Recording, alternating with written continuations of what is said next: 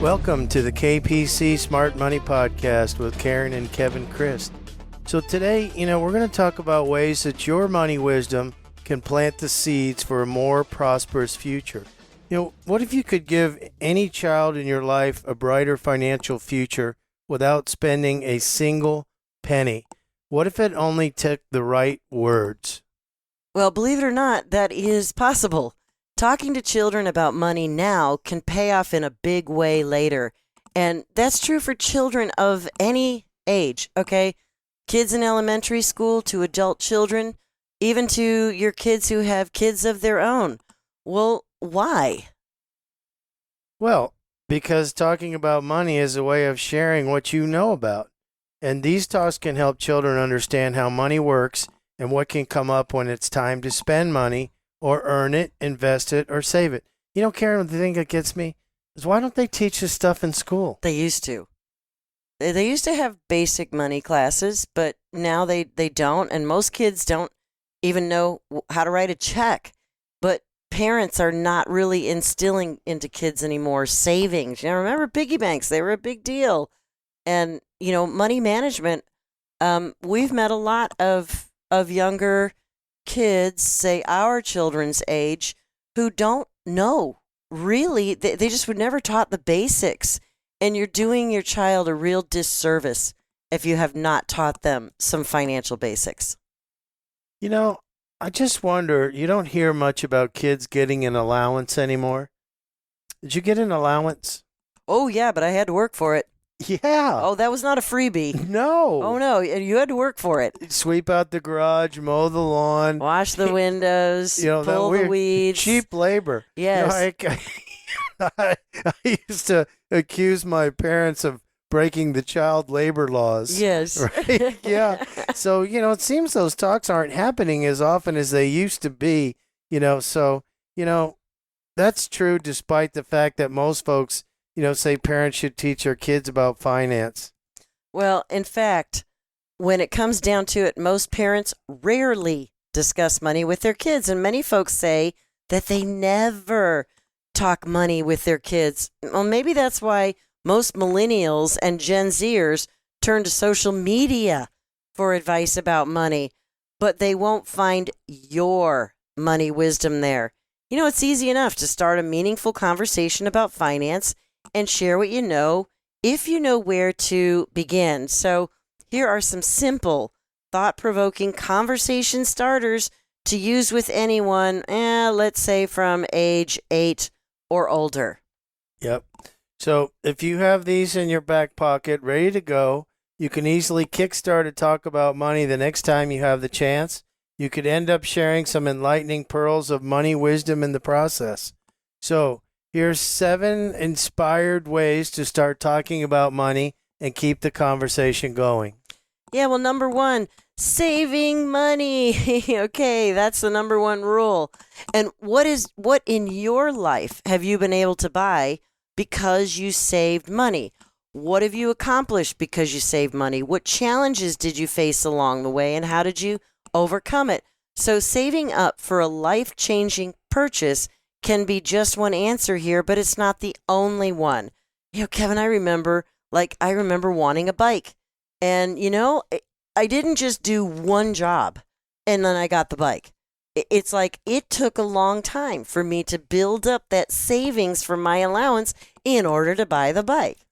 Well, I grew up in Indian Harbor Beach, Florida, about a mile from the beach. And let me guess, a surfboard. Yeah. Uh-huh.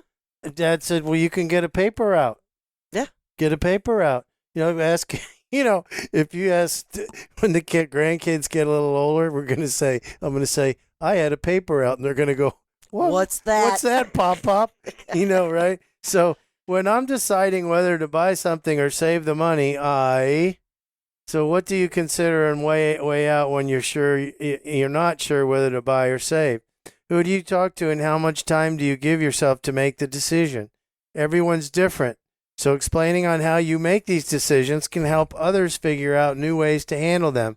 That can be especially true when it comes to high-stake purchases and challenging money choices.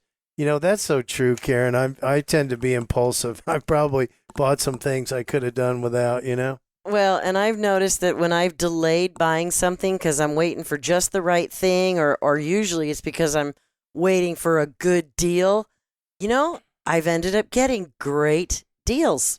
So, oh, I love this one. If someone asks to borrow money from me, what do you do? Start this conversation with your kids. What's your go to reaction when someone hits you up for a sizable loan? And what have you learned from lending out money in the past? Talk to your kids about what factors might sway or dissuade you from lending out your hard earned money.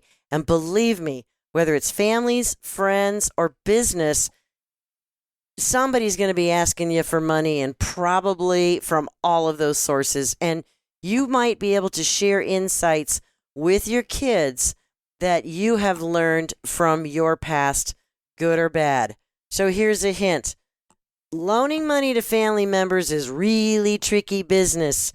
And you know what? Loaning money to somebody who is already proven that they can't manage money because they need money, not a good idea. Well, you know what? If you're going to lend money to friends or family, you better Get a contract, get a signed contract, man. or lend them the amount of money that you know if you don't get it back, it's not going to hurt you. Because you should. That's Well, the then thought that's you a should. gift at that point. Well, frankly. that's right. I mean, but that's a good for me. That's a good rule of thumb. If anyway. So if I could go back in time, I would tell my younger self what? What piece of money advice do you wish you had when you were 10, 20, or even 30 years ago? How would that knowledge have changed your outlook, your choices, or your life?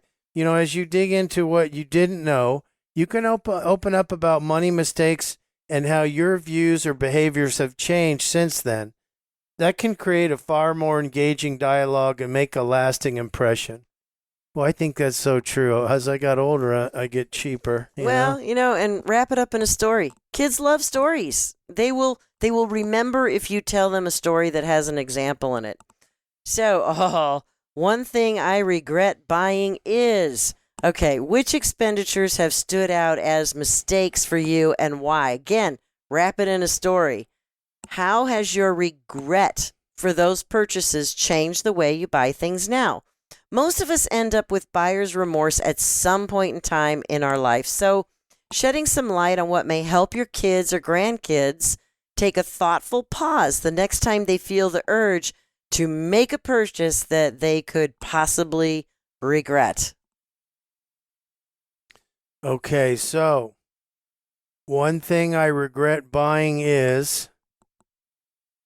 Oh, we're on number 6. Sorry.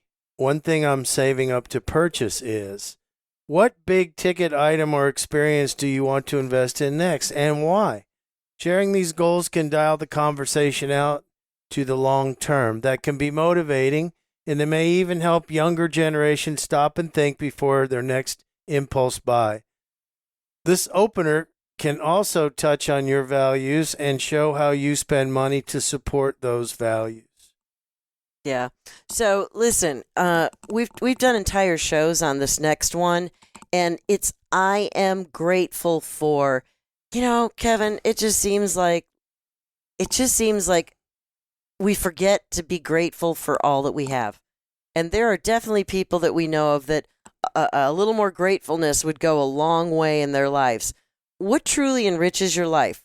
Which people, experiences, or tangible objects bring you joy? And how do they make your life better? Money is important, but so are a lot of other things that are part of your life. So taking time to think about what you're grateful for beyond finances can be really grounding for kids. It can also put things in better perspective, especially when life is handing you challenges or problems. So let's just do a very fast review before we end the show.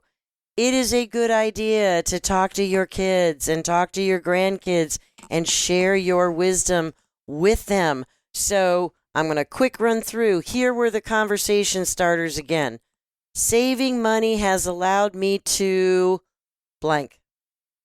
When I'm deciding whether to buy something or save money, I tell a story. If someone asked to borrow money from me, if I could go back in time, I would tell my younger self, blank. One thing I regret buying is fill in the blank. And one thing I'm saving up to purchase, what would that be? And absolutely not the least but last is I am grateful for, and tell your kids what you're grateful for. So we thank you for listening to this week's podcast. We look forward to talking to you again next week. And in the meantime, think about those conversations with your kids or your grandkids and be blessed. You've been listening to the KPC Smart Money Podcast with Kevin and Karen Christ. To listen to more episodes, visit kpcsmartmoney.com. You can also find the KPC Smart Money Podcast on Apple Podcasts, Google Play, Spotify, and Stitcher. KPC Financial Solutions is an independent financial services firm that utilizes a variety of investment and insurance products. Investment advisory services offered only by duly registered individuals through KPC Financial Solutions, LLC, a registered investment company. Investing involves risk, including the potential loss of principal. Any reference to protection, safety, or lifetime income generally refer to fixed insurance products, never securities or investments. Insurance guarantees are backed by the financial strength and claims-paying ability of the issuing carrier. This podcast is intended for informational purposes only. It is not intended to be used as the sole basis for financial decisions, nor should be construed as advice designed to meet the particular needs of an individual's situation. KPC Financial Solutions is not permitted to offer, and no statement made during the show shall constitute tax or legal advice. Our firm is not affiliated with or endorsed by the U.S. government or any governmental agency. The information and opinions contained herein provided by third parties have been obtained from sources believed to be reliable, but accuracy and completeness cannot be guaranteed by KPC Financial Solutions. Hypothetical examples have been provided for illustrative purposes only. It does not represent a real-life scenario and should not be construed as advice designed to meet the particular needs of an individual's situation.